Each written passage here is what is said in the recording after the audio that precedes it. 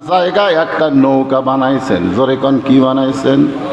আরো জোরে, জোরসে বলুন।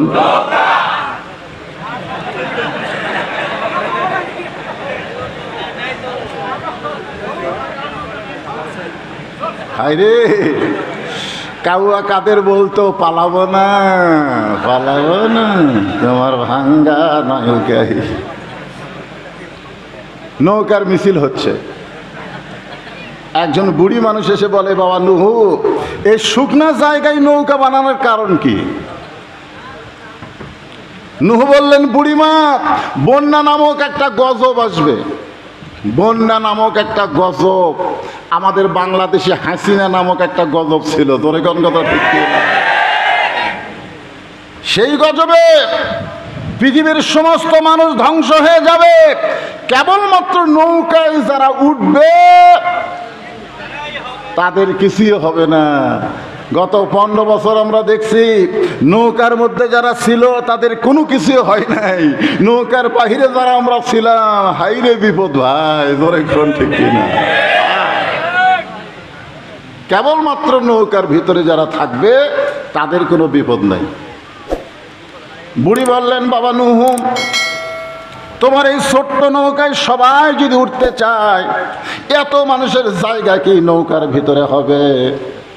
নুহু বললেন, বুড়িমা, এই নৌকায় চড়ার শর্ত হলো লা ইলাহা ইল্লাল্লাহু নূহু নাবিয়ুল্লাহ। এই নৌকায় চড়ার একটা শর্ত আছে, সেই শর্ত হলো কার জিকির? আরো জোরে বলেন, কার জিকির? লা ইলাহা ইল্লাল্লাহ নূহু নাবিয়ুল্লাহ। এই জিকির যারা করবে কেবলমাত্র তারাই নৌকার ভিতরে জায়গা পাবে। সঙ্গে সঙ্গে বুড়ি বললেন, লা ইলাহা ইল্লাল্লাহ নূহু নাবিয়ুল্লাহ। নূহু নবী বললেন, বুড়িমা, আপনার আর কোনো টেনশন নাই, মনোযোগ দিয়ে শুনবেন, আপনার আর কোনো টেনশন নাই। বন্যা নামক গজব যখন আসবে, আমি আপনার হাত ধরে নৌকায় উঠাবো। সঙ্গে সঙ্গে বুড়ি বললেন, আলহামদুলিল্লাহ। আসলে প্রশংসা করা লাগতো কার? আল্লাহ। যে হাত ধরে নৌকায় উঠাবে তার প্রশংসা করা লাগবে। বাবা নুহু, তুমি অত্যন্ত ভালো মানুষ, বন্যা গজবে তুমি আমাকে হাত ধরে নৌকায় উঠাবা। কিন্তু বুড়ি নুহু নবীর প্রশংসা না করে প্রশংসা করেছে কার? আমরা দীর্ঘদিন এত প্রশংসা করছি ভাই, ভয়ের ঠেলায় বক্তা মোনাজাতের মধ্যে পর্যন্ত বলেছে, রব্বানা আতিনা ফিদ দুনিয়া হাসিনা। কারণ হাসানা বললি বিপদ, হাসিনা বলা লাগবে, ধরে কোন ঠিক? আয় আয় আয়।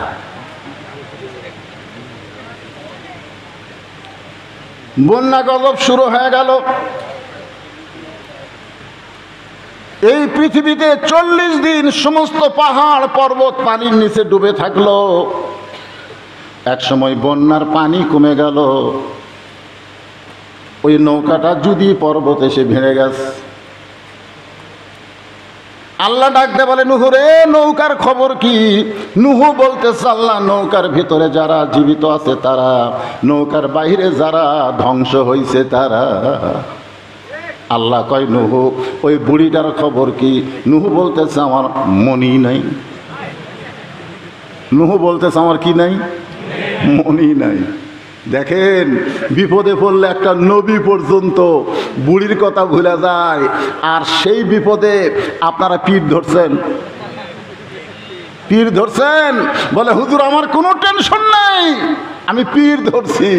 আরে পাগলা, বিপদে পড়লে হাসিনা তার বুনকলিয়া পালায়, ধরে আর লাভ নাই, একমাত্র ধরতে হবে জিকিরের মাধ্যমে আল্লাহকে। জোরে বলেন ঠিক।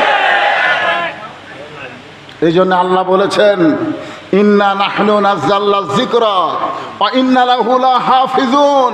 আমি আল্লাহ এই কোরআনকে জিকির হিসাবে নাজিল করেছি। এই কোরআনকে হেফাজতের দায়িত্ব একমাত্র আল্লাহ নিয়েছে। ধরে গেল সুবহানাল্লাহ।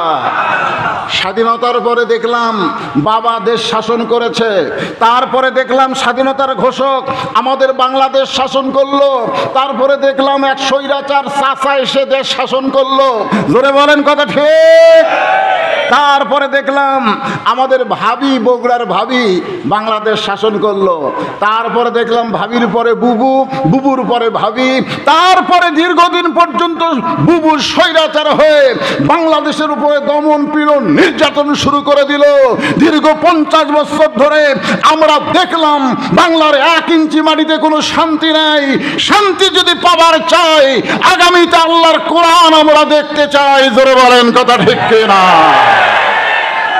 কয়েক বছর এ আলেম ওলামার সবচাইতে শত্রু ছিল আপনাদের গুরুদাসপুরের সাবেক এমপি। জোরে কোন ঠিক কিনা?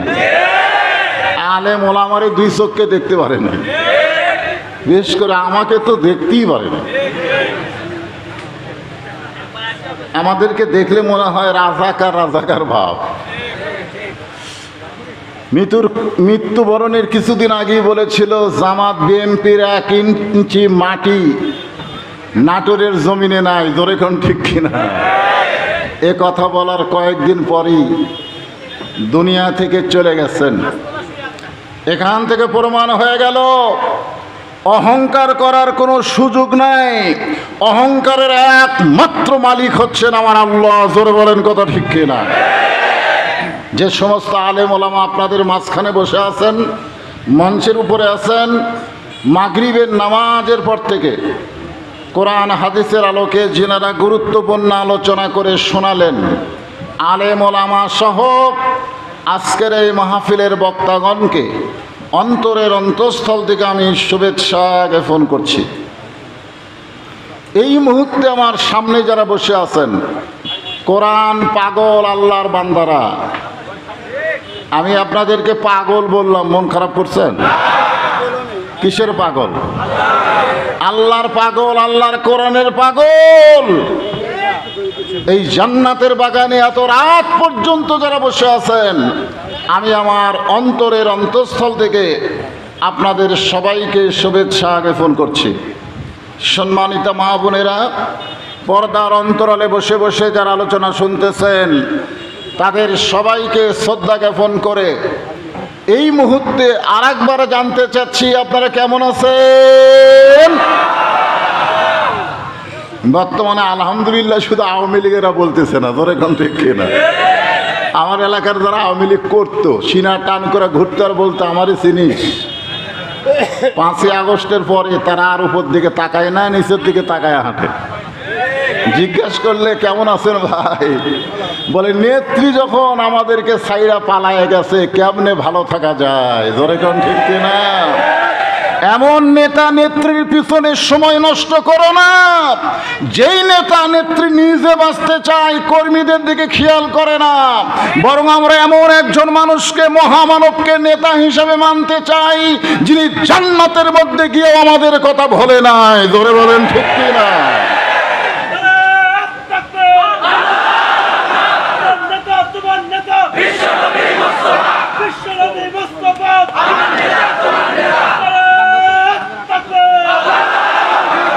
ফেরেশতা জিবরাইল বলেছিলেন, এ রাসূলুল্লাহ, লাইলাতুল মিরাজে রাসূল যখন জান্নাতে ঢুকলেন, আপনি যদি জান্নাত থেকে বের না হন, আল্লাহ আপনাকে বের করে দিবে না। কারণ জান্নাতের শর্ত হলো সালামুন আলাইকুম তিবতুম ফাদখুলুহা খালিদিন। কেউ যদি একবার জান্নাতে প্রবেশ করে, তাকে আল্লাহ চিরস্থায়ীভাবে জান্নাতে থাকতে দেবেন।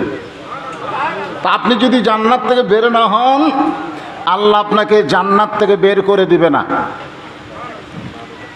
কারণ যে বছর রাসূল মেরাজ করেছেন, ওই বছর রাসূলের জীবনে 3টা কষ্ট গেছে। রাসূলের তো সারা জীবনই কষ্ট, কিন্তু মেরাজের বছরে কয় কষ্ট? 1 নম্বর কষ্ট হলো চাচা আবু তালেব দুনিয়া থেকে বিদায় নিয়েছেন। 2 নম্বর কষ্ট হলো দরদের বিবি খাদিজা বিদায় নিয়েছেন।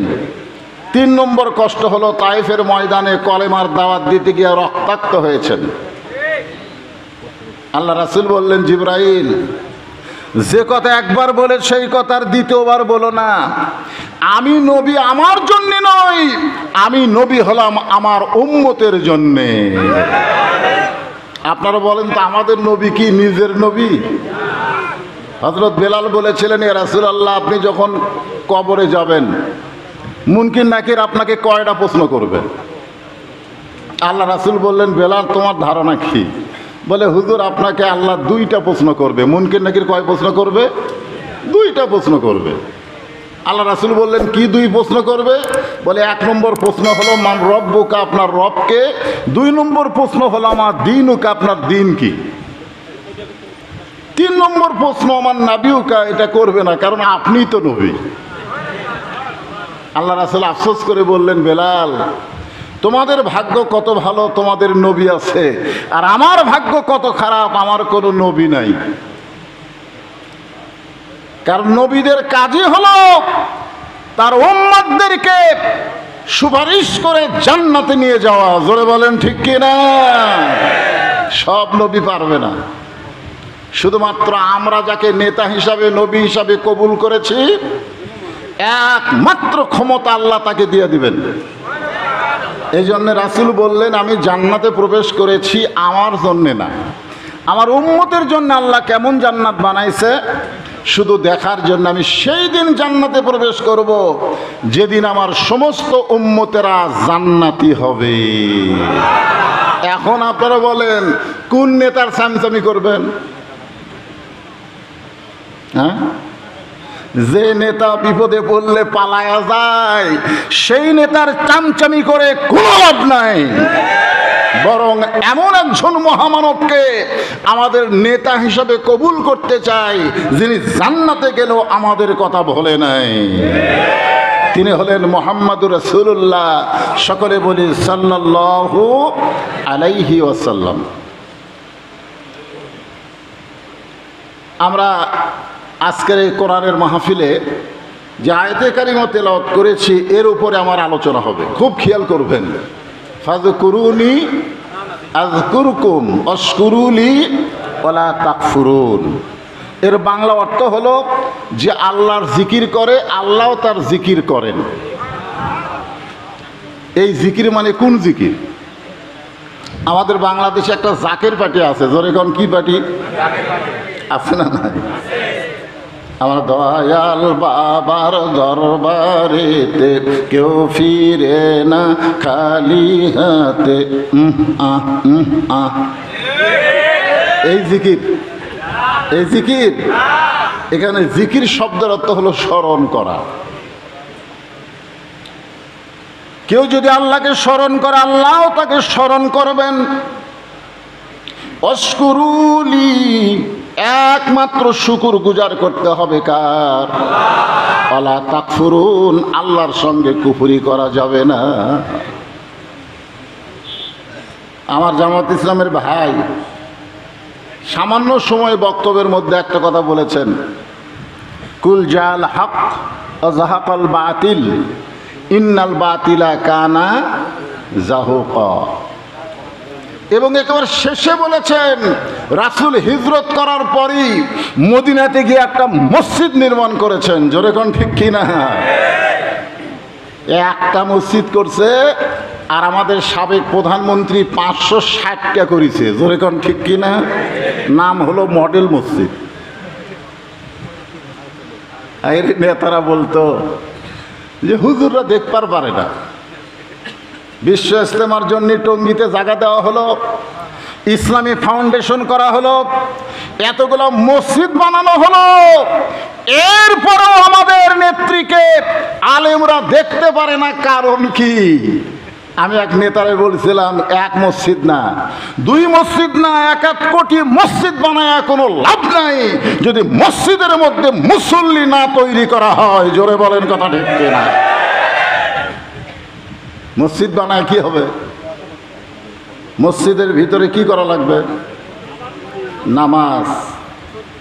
নামাজ যখন প্রত্যেকটা মুসলমান পড়বে, আল্লাহর কোরআন বলতেছে ইন্নাস সালাতা তানহা আনিল ফাহশাই ওয়াল মুনকার। একমাত্র নামাজই পারে মানুষকে যাবতীয় খারাপি ফায়সা থেকে হেফাজত করতে। একমাত্র যে ইবাদত করতে পারবে তার নাম কি? আরো জোরে বলেন।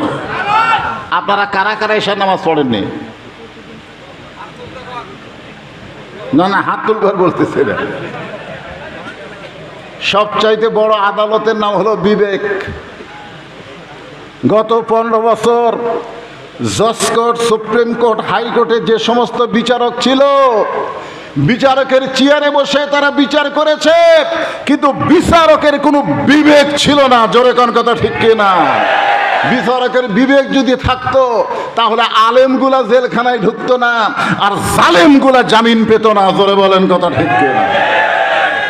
সবচাইতে বড় আদালতের নাম হলো বিবেক। আপনার বিবেককেই প্রশ্ন করেন।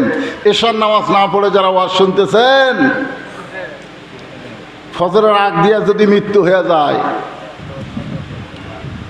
দুনিয়ার সমস্ত মুসলমান আপনার জানাজায় শামিল হলেও আপনি জান্নাতে যাবার পারবেন না।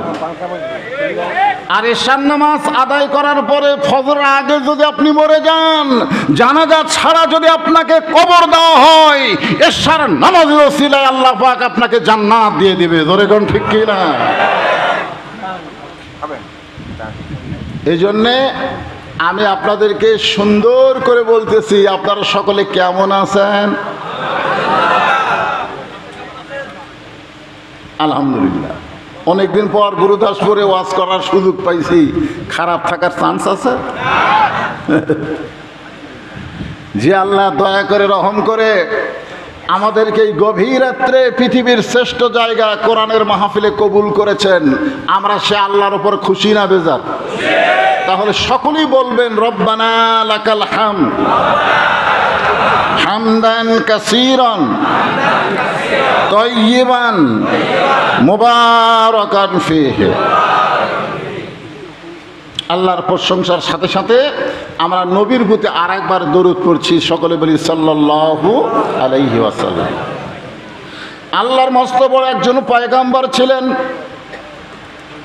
নাম হলো নূহ নবী। জিকিরের আলোচনা শুরু করলাম, একটু মনোযোগ দিয়ে শুনবেন। শুকনা জায়গায় একটা নৌকা বানাইছেন। জোরে কোন কি বানাইছেন? আরো জোরে, জোরসে বলুন।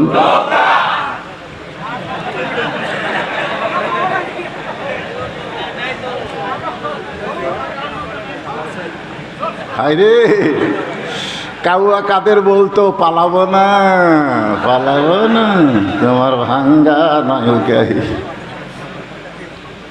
নৌকার মিছিল হচ্ছে। একজন বুড়ি মানুষ এসে বলে, বাবা নূহ, এই শুকনা জায়গায় নৌকা বানানোর কারণ কি? নূহ বললেন, বুড়িমা, বন্যা নামক একটা গজব আসবে। বন্যা নামক একটা গজব, আমাদের বাংলাদেশে হাসিনা নামক একটা গজব ছিল। তোর কোন কথা ঠিক? সেই গজবে পৃথিবীর সমস্ত মানুষ ধ্বংস হয়ে যাবে, কেবলমাত্র নৌকায় যারা উঠবে তাদের কিছুই হবে না। গত 15 বছর আমরা দেখছি, নৌকার মধ্যে যারা ছিল তাদের কোনো কিছু হয় নাই, নৌকার বাহিরে যারা আমরা ছিলাম, হাইরে বিপদ ভাই। ধরে কোন ঠিক কিনা? কেবলমাত্র নৌকার ভিতরে যারা থাকবে তাদের কোনো বিপদ নাই। বুড়ি বললেন, বাবা নূহ, তোমার এই ছোট্ট নৌকায় সবাই যদি উঠতে চায়, এত মানুষের জায়গা কি নৌকার ভিতরে হবে? নূহ বললেন, বুড়িমা, এই নৌকায় চড়ার শর্ত হলো লা ইলাহা ইল্লাল্লাহু নূহু নবিয়ুল্লাহ। এই নৌকায় চড়ার একটা শর্ত আছে, সেই শর্ত হলো কার জিকির? আরো জোরে বলেন, কার জিকির? লা ইলাহা ইল্লাল্লাহ নূহ নবিয়ুল্লাহ। এই জিকির যারা করবে কেবলমাত্র তারাই নৌকার ভিতরে জায়গা পাবে। সঙ্গে সঙ্গে বুড়ি বললেন, লা ইলাহা ইল্লাল্লাহ নূহ নবিয়ুল্লাহ। নূহ নবী বললেন, বুড়িমা, আপনার আর কোনো টেনশন নাই। মনোযোগ দিয়ে শুনবেন, আপনার আর কোনো টেনশন নেই। বন্যা নামক গজব যখন আসবে, আমি আপনার হাত ধরে নৌকায় উঠাবো। সঙ্গে সঙ্গে বুড়ি বললেন, আলহামদুলিল্লাহ। আসলে প্রশংসা করা লাগতো কার? আল্লাহ। যে হাত ধরে নৌকায় উঠাবে তার প্রশংসা করা লাগবে। বাবা নূহ, তুমি অত্যন্ত ভালো মানুষ, বন্যা গজবে তুমি আমাকে হাত ধরে নৌকায় উঠাবা, কিন্তু বুড়ি নূহ নবীর প্রশংসা না করে প্রশংসা করেছে কার? আমরা দীর্ঘদিন এত প্রশংসা করছি ভাই, ভয়ের ঠেলায় বক্তা মোনাজাতের মধ্যে পর্যন্ত বলেছে রব্বানা আতিনা ফিদ দুনিয়া হাসিনা, কারণ হাসানা বললে বিপদ, হাসিনা বলা লাগবে। ধরে কোন ঠিক? আয় আয় আয়।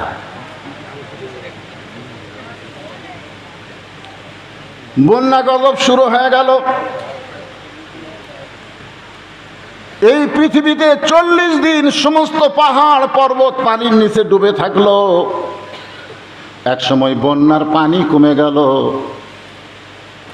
ওই নৌকাটা যদি পর্বত এসে ভেঙে গেছে। আল্লাহ ডাকতে বলে নূহ রে, নৌকার খবর কি? নূহ বলতেছে আল্লাহ, নৌকার ভিতরে যারা জীবিত আছে তারা, নৌকার বাইরে যারা ধ্বংস হয়েছে তারা। আল্লাহ কয় নূহ ওই বুড়িটার খবর কি? নূহ বলতেছে আমার মনি নাই। নূহ বলতেছে আমার কি নাই? মনি নাই। দেখেন, বিপদে পড়লে একটা নবী পর্যন্ত বুড়ির কথা ভুলে যায়, আর সেই বিপদে আপনারা পীর ধরছেন।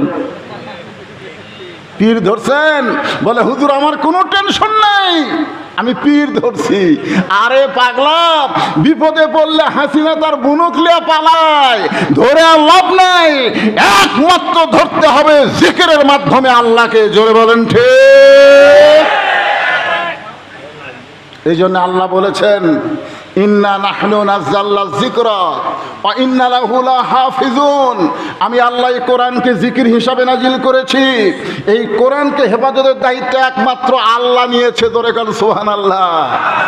স্বাধীনতার পরে দেখলাম বাবা দেশ শাসন করেছে, তারপরে দেখলাম স্বাধীনতার ঘোষক আমাদের বাংলাদেশ শাসন করলো, তারপরে দেখলাম এক স্বৈরাচার চাচা এসে দেশ শাসন করলো। জোরে বলেন কথা ঠিক।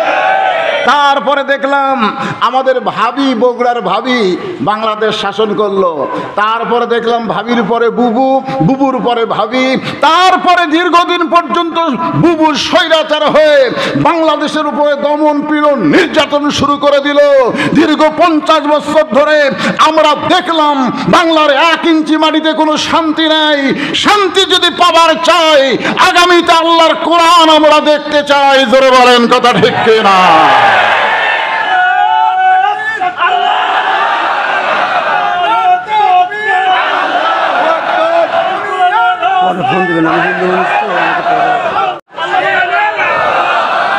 আপনারা এই স্লোগান দেওয়ার সময় এতদিন যা দিচ্ছেন, এখন যখন বলা হবে আল কোরআনের আলো ডাইরেক্ট মারবেন সংসদে যাবো। ধরে কোন ঠিক? আমরা কোনো লুচ্চা বাটপার খুনি সংসদে পাঠাতে চাই না। 300 জন ভালো মানুষকে সংসদে পাঠাতে চাই। ধরে বলেন কত ঠিক না? অনেকে বলে হুজুর সংসদ ভালো না, সংসদ ভালো না। লুচ্চা বাটপার সংসদে গেলে কি হবি? মমতাজের মতন গায়িকা গেলে কি হবি? যে আমার বিরুদ্ধে কেস করছে, শালা মমতাজ এবার ফেল মারছে ভাই। ফেল মারাই ভালো হচ্ছে, কারণ পাশ করে তো আপনাকে ডাক্তার সাহেব বেশি দিন থাকতে পারলো না। তোর এখন কথা ঠিক কি না? বড়াই গ্রামের মাহফিলে আপনাদের যে এমপিটা সাবেক হয়ে গেল, উনি আমাকে রাজাকার বলছে, জানেন? আমাকে মাহফিলে ঢুকতেই দেয়নি। আরে কারা গেছিল সংসদে? গান বাজনা হয় আর প্রধানমন্ত্রীর জিকির হয়, আল্লাহর কোনো জিকির হয় না। জোরে বলেন কথা ঠিক। আজকে জিকির হবে কার? আল্লাহ। আল্লাহ বলেন নূহ, তাহলে বুড়িটার খবর কি?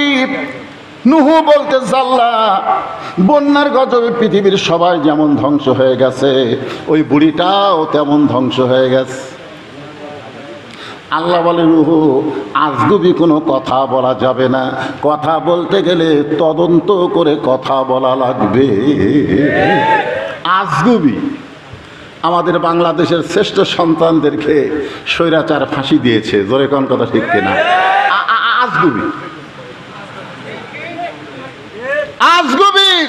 যে বিচারপতি, প্রধান বিচারপতি সিনহা হিন্দু, এই যখন বাংলাদেশ থেকে পালায় গেল, ভারতে গিয়া বলল যাদেরকে ফাঁসি দেওয়া হয়েছে তাদের বিরুদ্ধে একটা অপরাধ নাই, বিনা অপরাধে তাদেরকে আজগুবি যুদ্ধপরাধী বানায় ফাঁসি দেওয়া হয়েছে। তোর এখন কথা ঠিক কিনা? আজগুবি 116 জন আলেমের তালিকা করলো আজগুবি, যার ভিতর আমি আছে 18 নম্বরে। আজগুবি কোনো কথা বলা যাবে না। আল্লাহ বলেন হু সবাই ধ্বংস হয়ে গেছে, বুড়িটাও ধ্বংস হয়ে গেছে, আজগুবি কোনো কথা বলা যাবে না। কথা বলতে গেলে তদন্ত করে কথা বলা লাগবে। জোরে কণ্ঠে। আজকে আল্লাহর কোরআন আপনাদের সামনে আছে না নাই? আপনারা তদন্ত করবেন। সামনে নির্বাচন আসতেছে, এই নির্বাচনে আজগুবি আমার ভোট আমি দিব, যাকে খুশি তাকেই দিব। কি আমার ভোট আমি দিব, যাকে খুশি তাকে দিব। আল্লাহ কোরআনে বলেছেন ইন্নাল্লাহা ইয়ামুরুকুম আন তুআদ্দুল আমানাতি ইলা আহলিহা ওয়া ইযা হাকামতুম বাইনান নাস আন তাহকুমু বিল আদল। ভোট তোমার জন্য একটা আমানত, যাকে তাকে দিবার পারবে না। চোর ডাকাত বাটপারকে ভোট দিলে ও যত অপরাধ করবে ওর একলা পাপ হবে না, যারা ভোট দিয়ে নিতে বানাইছে তাদেরও সমান পাপ হবে। জোরে কোন কথা ঠিক? আজগুবি মাথায় টুপি দিছে ভোটের আগে। আমার এলাকার এক চেয়ারম্যান সাহেব ভোটের আগে এক আসরের নামাজই 4 বার পড়ছে। সেটি মানুষ দেখে সেটি নামাজ। আয় হায়। সঙ্গে সঙ্গে নূহ নবী তদন্ত করার জন্যে বুড়িটার বাড়ির দিকে রওনা দিলেন। নূহ নবীর মনের মধ্যে সব ধ্বংস হয়ে গেছে, বুড়িটাও ধ্বংস হয়ে গেছে। তারপরও তদন্ত করতে গিয়ে দেখে বুড়ি তো দূরের কথা, বুড়ির বাড়িটাও পর্যন্ত কিছুই হয় নাই। রাখে আল্লাহ, মারে কে? তোমরা 41 বছর সময় নিছিলা। আজকে আমরা ফিলিস্তিন নিয়ে চিন্তা করতেছি। ফিলিস্তিনের মুসলমানেরা যে হারে জীবন দেওয়া শুরু করেছে, ওইখান থেকে আল্লাহ তাআলা ইমাম মেহেদীকে দুনিয়াতে প্রেরণ করবে। জোরে বলেন কথা ঠিক কিনা? কারণ কোনো রক্ত ব্যথা যায় না।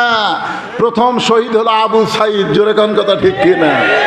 গোটা পৃথিবী দেখলো শহীদের চিত্র। আয় মার মার।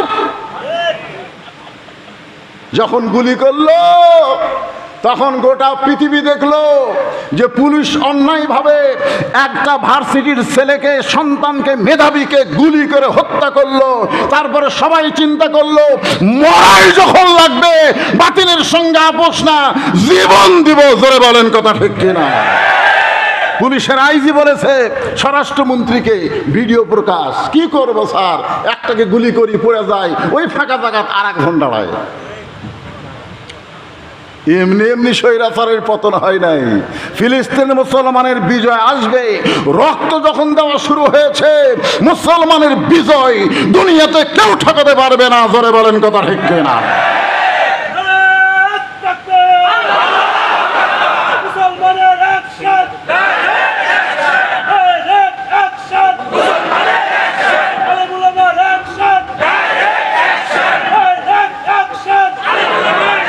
লিল্লাহে তাকবীর।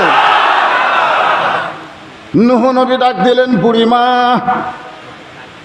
সব ধ্বংস হয়ে গেছে, এই ঝুবড়ি বাড়ি ঠিক আছে? বুড়িমা, বুড়ি টোপলা নিয়ে হাজির। নূহ নবী বলে, বুড়িমা টোপলা কেন? বলে তুমি যেদিন বলেছিলে যে বন্যা গজব আসলে আপনার হাত ধরে নৌকায় উঠাবো, আমি সেদিন থেকেই সাইদ হয়ে আছি। তার মানে বোঝা গেল লা তামুতুন্না ইল্লা ওয়া আনতুম মুসলিমুন। মুসলমান হয়ে যদি মরতে চাও, মরার আগে সাইদ হলে হবে না, আজ থেকে আমাদের সাইদ হয়ে থাকতে হবে। জোরে বলেন কথা ঠিক কিনা? যেই জালেম বাংলাদেশ থেকে বিদায় নিয়েছে, চট করে বাংলাদেশে ঢুকবে, আর আমরা তাকে বরণ করব না। দরকার হলো আয়না ঘরের মধ্যে চট করে ঢুকে দিব। জোরে বলেন কথা ঠিক কিনা? আমাদের সাইজ হয়ে থাকা লাগবে। সাইজ বেয়া সাইজ হলে হবে না। মনে করছে চলে গেছে, আর কি হবে রে। চলে গেছে জালেম, জালেমের দোসর রন্দে রন্দে বসে আছে। জোরে কোন কথা ঠিক কিনা?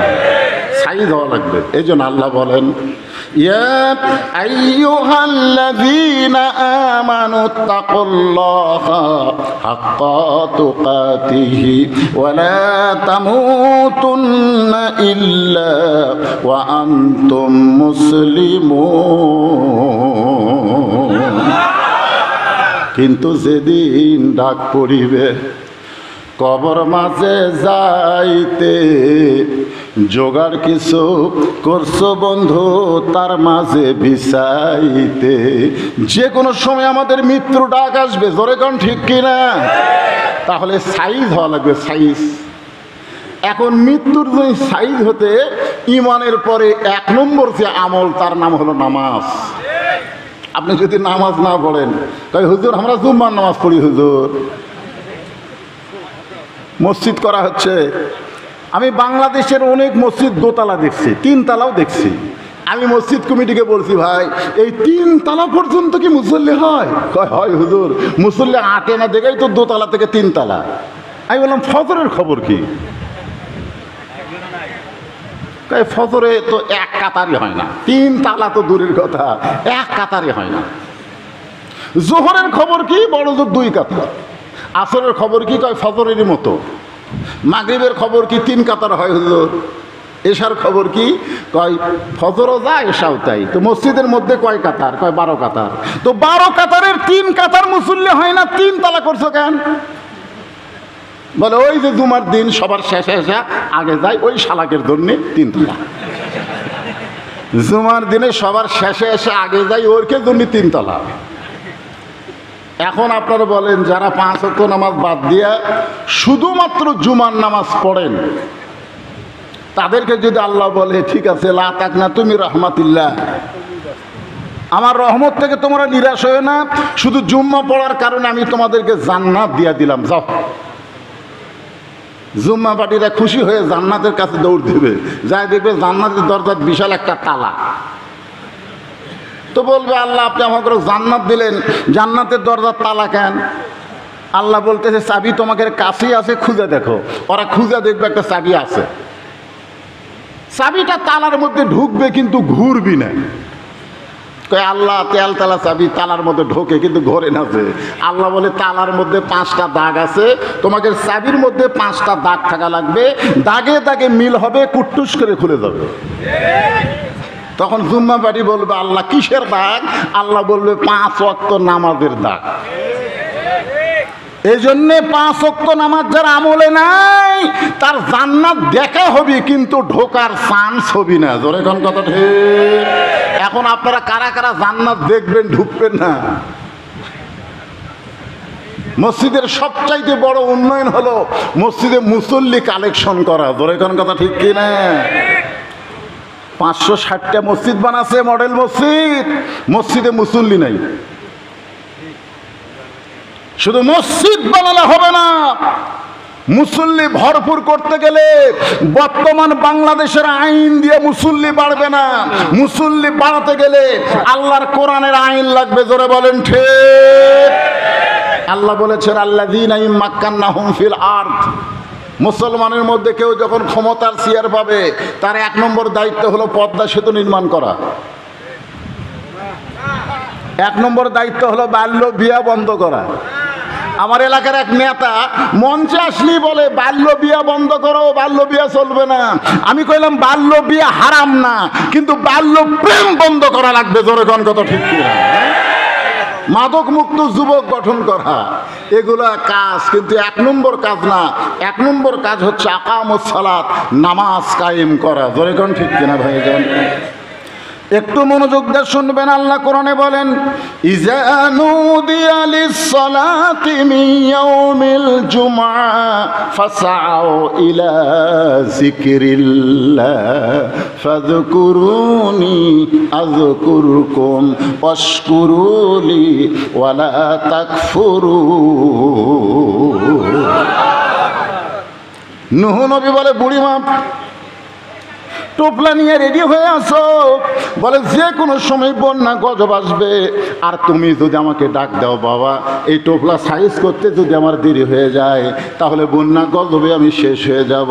নূহ বলে বুড়িমা বন্যা হয়ে গেছে, বন্যা হয়ে গেছে।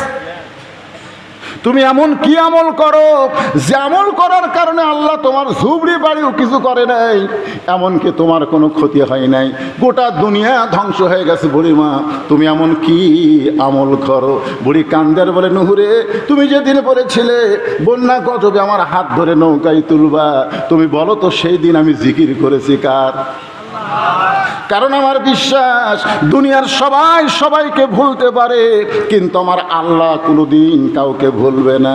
যে আল্লাহ কোনোদিন বান্দা বান্দিরে ভুলবে না, আমরা সে আল্লাহর জিকির করতে চাই। জোরে বলেন ঠিক কি না?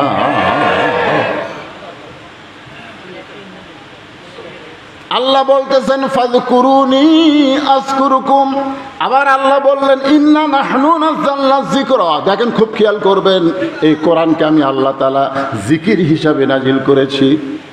13 বছর নবী মক্কায় কোরআন নিয়ে দাওয়াত দিলেন। কোরআন শোনার মানুষ আছে কিন্তু কোরআন গ্রহণ করার মানুষ নাই। নবী যখন কোরআন তেলাওয়াত করত, চুপি চুপি চোরের মতন আবু জেহেল আল্লাহর কোরআন তেলাওয়াত শুনতো। জোরে কোন ঠিক কিনা? যেরকম আপনারা ওয়াজ শুনতেছেন বসে থেকে, কিন্তু আবু জেহেলের বসার চান্স হয় নাই। আপনারা বক্তার মুখ দেখতেছেন কিন্তু আবু জেহেল নবীর মুখ দেখতে পারে নাই। নবী ঘরের মধ্যে কোরআন পড়ে আর আবু জেহেল চোরের মতন বাহির থেকে দাঁড়ায় দাঁড়ায় শোনে। সকালবেলা মিটিংয়ের মধ্যে গিয়ে আবু জেহেল বলতেছে, এত সুন্দর কোরআনের বাণী, রাতটা কোন দিক দিয়ে গেল আমি বুঝবার পারিনি। আবু সুফিয়ান বলে, নেতা যেই কোরআন শুনতে আপনার রাত চলে যায়, সেই কোরআন গ্রহণ করলে অসুবিধা কোন জায়গায়? শুনতেই যদি এত ভালো লাগে, সেই কোরআন গ্রহণ করলে অসুবিধা কি? আবু জেহেল বলে, আবু সুফিয়ান রে, কোরআনকে যদি গ্রহণ করি তাহলে তোর আমার ভুয়া নেতৃত্ব চলবে না, আসল নেতা হয়ে যাবে আব্দুল্লাহর এতিম পোলা। আজকে বাংলাদেশে যদি কোরআনকে গ্রহণ করা যায়, আবু জেহেলের মতন নেতা যারা বাংলাদেশে, তারা এটা সহ্য করবে না। জোরে বলেন কথা ঠিক? কারণ কোরআনের প্রথম শব্দই হলো একরা। একরা মানে পড়ো পড়ো পড়ো। কি পড়বা? বহু পড়া বাংলাদেশে আছে। আজকে আমাদের ছোট মাসুম বাচ্চাকে আমরা আগডুম বাগডুম ঘোড়াডুম সদে ঢাক ঢোলক ঝাঁঝর বাজে এই মিথ্যা শিক্ষা দেই। ক্লাস 2 এর ছাত্র ডানায় পেশাব করে, পিঠের উপরে বইয়ের ব্যাগ, আর ডানায় পেশাব করতেছে, আর পেশাব দিয়া অনেক সময় লেখালেখি পর্যন্ত করে। আমি এক ছেলেরে কইলাম, কোন ক্লাসে পড়িস? বলে ক্লাস 2 এ পড়ি। বসে থেকে পেশাব কর, ডানায় পেশাব করিস কেন? তোর স্যার কি তোকে শিখাইনি কেমনি পেশাব করা লাগে? ও তখন মুসকি মুসকি হাসে আর বলে, চাচা প্রাইমারির পেশাবখানায় গিয়া দেখি আমার স্যার ডানায় পেশাব করে। স্যার যদি ডানায় পেশাব করে, তার ছাত্র কোনোদিন বসবে না। 90% মুসলমানের দেশে এই বাতিল শিক্ষা দিয়া আমাদের সন্তানকে ভালো করতে চায়, এটা কখনোই সম্ভব না। আল্লাহর কোরআনকে গ্রহণ করতে গেলে এই কোরআনকে সর্বপ্রথম হাতে নেওয়া লাগবে। জোরে গণ ঠিক কিনা? আল্লাহর এই কোরআনকে কারা কারা হাতে নিবে? 2 হাত তুলে আমার আল্লাহকে দেখান। লিল্লাহে তাকবীর। এখনই যদি আপনাদের বলা হয় আসুন তো ভাই লেন, তখন আপনাকে অনেকে বলবে, হুজুর এখন তো শরীর ঠিক নাই। কারণ এই কোরআনকে ধরবার গেলে, শোনেন, এইভাবে যদি কোরআনকে ধরেন, যদি কোরআনকে ধরেন লা ইয়ামাসসুহু ইল্লাল মুতাহহারুন, ততক্ষণ পর্যন্ত কোরআনকে স্পর্শ করতে পারবি না যতক্ষণ পর্যন্ত তুমি পবিত্র না হবা। 2011 সালে আমি যখন প্রথম হজে যাই, আমার সঙ্গে একজন লোক আছিল, ও আল্লাহর ওই কাবা ঘর চুমা খাওয়ার জন্যে খালি লোকজনকে এরকম পুনার ঘুতে মারে, যায় দৌড়ে যায় কাবার গিলাফ এরকম ধরে চুমা খায়। আমাকে বলে, হুজুর আপনি কাবার গিলাফ চুমা খাচ্ছেন? আমি বললাম, যে মানুষের ভিড় ভাই, কেমনে কাবার গিলাফ চুমা খায়? তখন কয়, হুজুর এই ভিড়ের ভয়ে আপনি সাইড দিয়ে ঘুরবেন, খালি কুনা মারবেন আর যাবেন। আমি লোকটাকে বললাম, ভাই 1 কোটি বার যদি তুমি কাবার গিলাফ চুমা খাও তোমার একটা সওয়াব হবে না, একবার যদি কোরআনের গিলাফ চুমা খাও এর চাইতে বেশি সওয়াব আল্লাহ তোমাকে দান করবে। আপনারা বলেন তো, কাবার ওপর যেই গিলাফ সেই গিলাফের দাম বেশি, না এই কোরআন শরীফ যে গিলাফ দিয়ে বাঁধা থাকে সেই গিলাফের দাম বেশি? কি জন্যে? কারণ কাবা হেফাজতের দায়িত্ব আল্লাহ নেয়নি, কোরআন হেফাজতের দায়িত্ব আল্লাহ নিয়েছে। যদি কাবা হেফাজতের দায়িত্ব আল্লাহ নিত তাহলে মক্কা বিজয়ের দিনে ওয়ালা তাকফুরুন, এখন আলোচনা চলতেছে ইন্না নাহনু নাযালনা যিকরা ওয়া ইন্না লাহু লাহাফিজুন। এই কোরআন হলো আল্লাহর জিকির। জোরে বলেন কার জিকির? আরো জোরে বলেন কার জিকির? কোরআন হেফাজতের দায়িত্ব কার? আজকে হাদিসের মধ্যে ভুল পাওয়া যায়, এই জন্য আহলে হাদিসেরা বলে এই হাদিসগুলা ঠিক না, এইগুলা হাদিস হলো মৌজু হাদিস। কিন্তু আজ পর্যন্ত বাংলাদেশে এই কোরআনের মধ্যে কোনো ভুল পাওয়া, কারণ কোরআনের প্রথমে আল্লাহ বলেছেন জালিকাল কিতাবু লা রাইবা ফি হুদাল লিল মুত্তাকিন। কোনো সন্দেহ আছে? তো তাহলে সবাই আল্লাহ আকবার বলেন না কেন? বাংলাদেশে দুটা বড় দল, এরা আল্লাহ আকবার কয় না। কয়? আপনি আওয়ামী লীগের মধ্যে কোনোদিন আল্লাহ আকবার শুনছেন? যদি আওয়ামী লীগের কোনো কর্মী মিছিলের মধ্যে নাই তাকবীর বলে, আপনারা বলেন তো কর্মী থুবি? বিএনপির মধ্যে কেউ যদি আল্লাহ আকবার বলে, সালাউদ্দিন কাদের চৌধুরীর ছেলে হুম্মাম কাদের ও অবস্থিটা গাঙ্গে একটু আল্লাহ আকবার কইছিল, তাই বিএনপিরা বলে এটা তো হামাকের স্লোগান লয় রে। তা আপনারা কি আওয়ামী লীগ বিএনপির লোক নাকি? এই কোরআনের মাহফিলে এসে কোরআনে বলা হচ্ছে জালিকাল কিতাবু লা রাইবা ফি হুদাল লিল মুত্তাকিন, এই কিতাবের মধ্যে কোনো সন্দেহ নাই। এই আয়াত শোনার পরে যা আল্লাহ আকবার বলতে পারে না তাদের মুখে কলেমার উচ্চারণ হবে না। জোরে কোন কথা ঠিক না?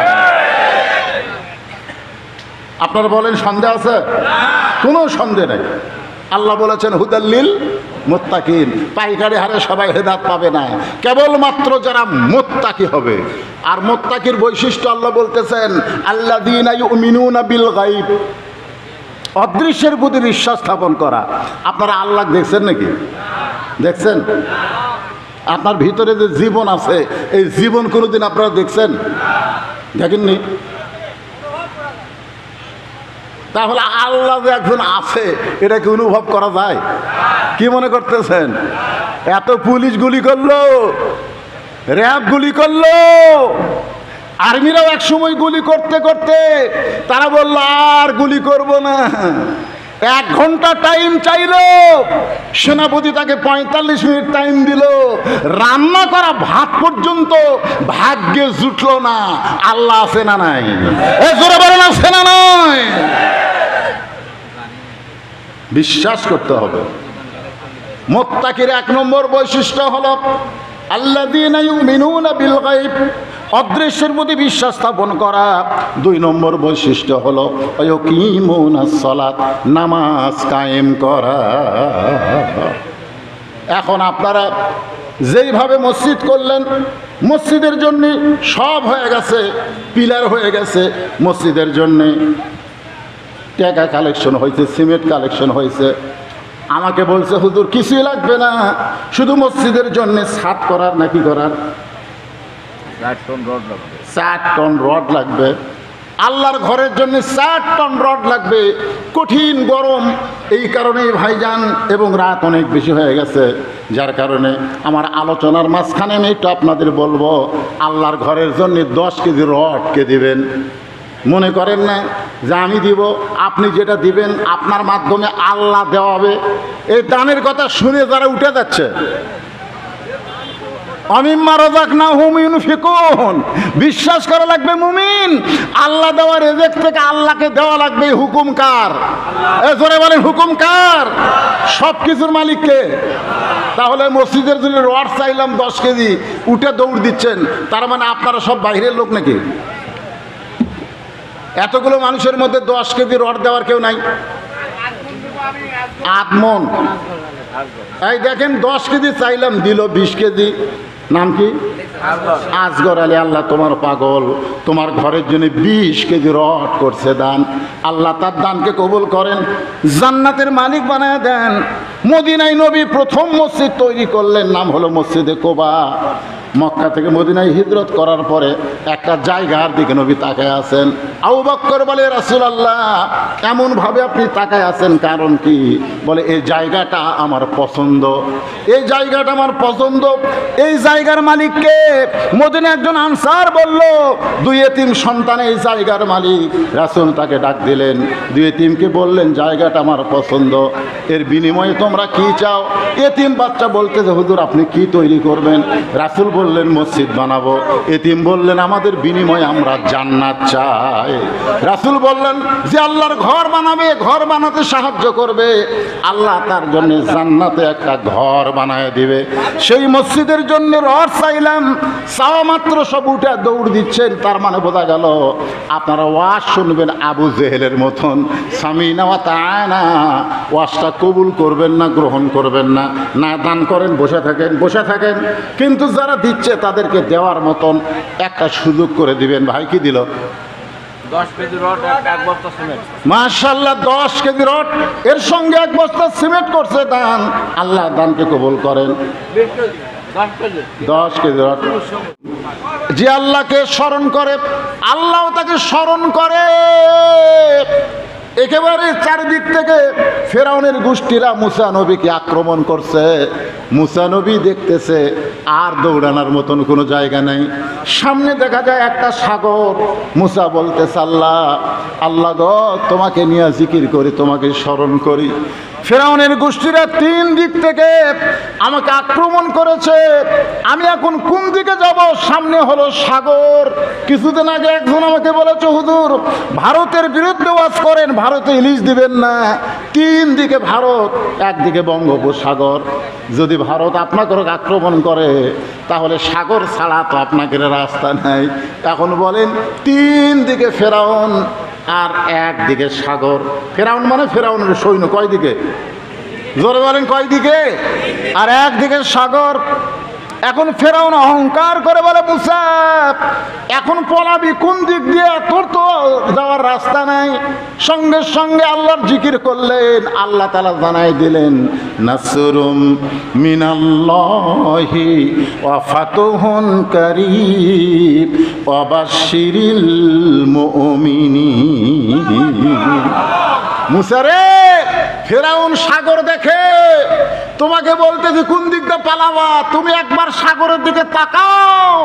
আল্লাহর জিকির করতে করতে মুসা নবী তাকায় দেখে সাগর সাগর নাই, সাগর 12 লাইন রাস্তা হয়ে গেছে। জোরে কোন সুবহানাল্লাহ। আমরাও বলি ও ফেরাউনের জাত ভারতেরা, তোমরা যদি কোনোদিন বাংলাদেশের মুসলমানকে আক্রমণ করো 3 দিক থেকে, সাগর আমাদের জন্য আল্লাহ রাস্তা বানাই দিবে। তোমরা যখন আমাদেরকে গ্রেফতার ধরার জন্য সাগরের মধ্যে নামবা, ফেরাউনের মতন আল্লাহ তোমাদেরকে চুবড়াইয়া মারবে। জোরে বলেন কথা ঠিক না? নমরুদ খালি হাসে আর কয় ইব্রাহিম তোর আল্লাহ কুটি রে, আগুনের চুলার মধ্যে পড়বি আর মরবি, পড়বি আর মরবি।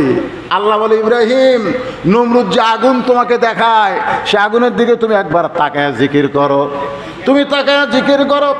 হাসবুনাল্লাহু ওয়া নি'মাল ওয়াকিল ওয়া নি'মাল মাওলা ওয়া নি'মান নাসীর। ইব্রাহিম বলে আল্লাহ আমি আগুনের দিকে একবারও তাকাইনি, আমি তোমার জিকির করতেছি। আল্লাহ বলে আগুনে পড়ে তোর কিছুই হবে না। আগুনকে আল্লাহ শান্তির বাগান বানায় দিয়েছে। জোরে বলেন কথা ঠিক কিনা? তাহলে নমরুদের আগুনের চুলার মধ্যে আল্লাহর জিকির নিয়ে নামলে যদি আগুন শান্তির বাগান হয়ে যায়, আল্লাহর জিকির নিয়ে সাগরে নামলে সাগর যদি রাস্তা হয়ে যায়, সে আল্লাহর জিকির যদি কোরআন আমাদের সঙ্গে থাকে, দুনিয়ার কোনো শক্তি আমাদেরকে দমায় রাখতে পারবে না। জোরে বলেন কথা ঠিক কিনা? যদি জীবন যায়।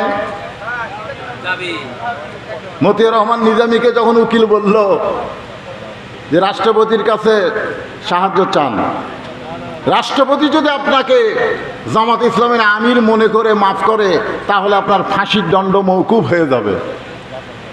মতিউর রহমান নিজামী আল্লাহর জিকির করলেন। তোর এখন কার জিকির? আল্লাহর জিকির করলেন। উকিল বলে কি বলেন? নিজামী সাহেব বলতেছে তোমার কথা শুনে আমার হাসি লাগতেছে।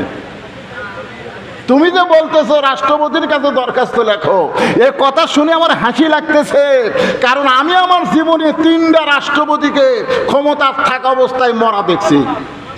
একটা হলো বঙ্গবন্ধু শেখ মুজিবুর রহমান, একটা জিয়াউর রহমান, একটা জিল্লুর রহমান, যারা নিজেরা ক্ষমতা থাকতেই মরে, তাদের কাছে কোনো মুসলমান জীবন ভিক্ষা চাবে না। জোরে বলেন কথা ঠিক কিনা? উকিল বলতেছে এই গোয়ারকির করার কারণে আপনার ফাঁসি হবে।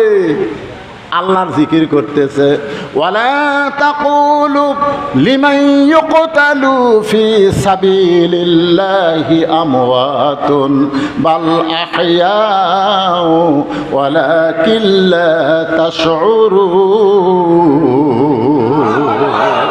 তোমরা বলতেছে ফাঁসি হবে, আর আমি দেখতেছি আমার মৃত্যুই হবে না, আমার মৃত্যুই হবে না। কারণ আল্লাহ রাস্তায় যাদেরকে ফাঁসি দেওয়া হয়, যাদেরকে হত্যা করা হয়, তাদেরকে তোমরা মৃত্যু বলো না, আল্লাহ বলতেছে তারা জীবিত। কোরআনের এই জিকিরকে কি আপনারা বিশ্বাস করেন না? যখন করেন কি করেন না?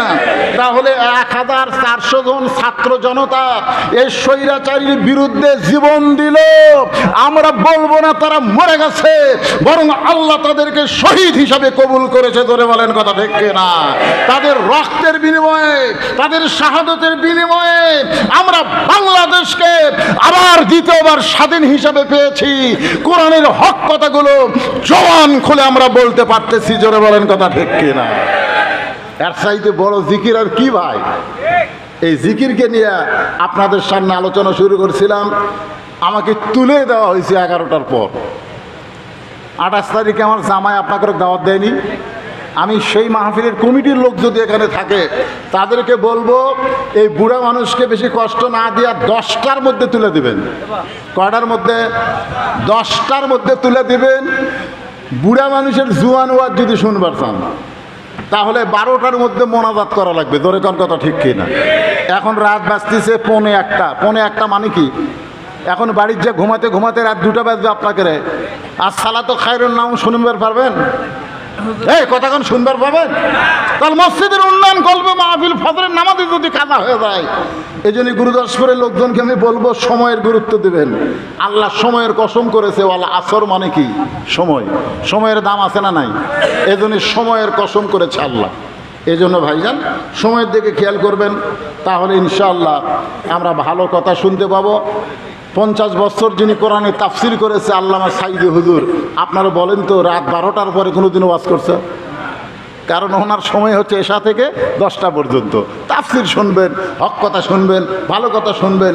মানুষের মনের মধ্যে একটা খোরাক থাকা, চাহিদা থাকা অবস্থায় আলোচনা করতে হবে। আল্লাহ পাক আমাদের সকলকে কবুল করুক।